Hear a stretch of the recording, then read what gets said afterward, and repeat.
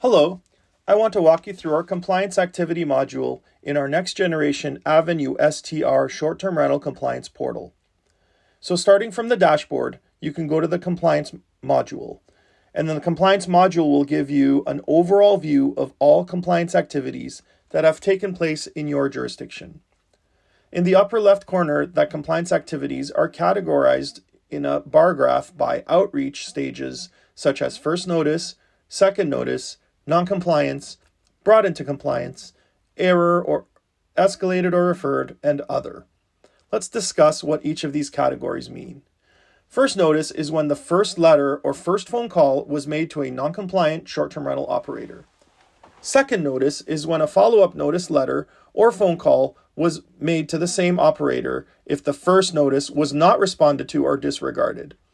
The non-compliance category is a catch-all bucket, which has to do with not having a permit, not displaying a permit number on the online listing, or exceeding the maximum number of guests. In the data grid, you can see some examples of those non-compliance category activity records. Brought into compliance category has to do with activities in time where someone documented to ignore the rental because the host obtained a license and they took their ad down. The host put their minimum night stay on their listing to 31 nights or more, which would make them exempt according to most local ordinances. Bringing short-term rentals in compliance is one of the key goals of any municipality's compliance program, and now it's very easy to see those statistics here. The error category is what is documented when there is a misidentification of the address or host name. This should not happen frequently because our analyst team strives for perfection. The escalated or referred category refers to our staff that have passed on the case to your staff for escalation. So whatever further action needs to be taken by your jurisdiction, that's tracked separately here. You can then use the quick filters here that correspond to common views that jurisdictions want to see in the data grid. This could be permit-related, compliant, non-compliance activities, or tax-related. It could also be a nuisance complaint-related type of activity, and compliance activities can be filtered by using the filter control in the right-hand section of the data grid.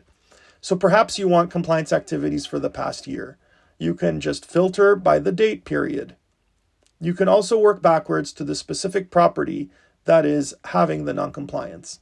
So what you'll see here in the rental details page is a chronology of non-compliance or compliance activity here on the right, where a case was created, then a notification was sent. So a letter of non-compliance was sent here. A second non-compliance letter was sent as well.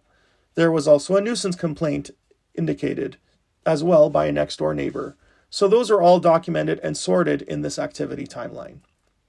Suppose you want to send another letter to a non-compliant host and wanted to document that in the system.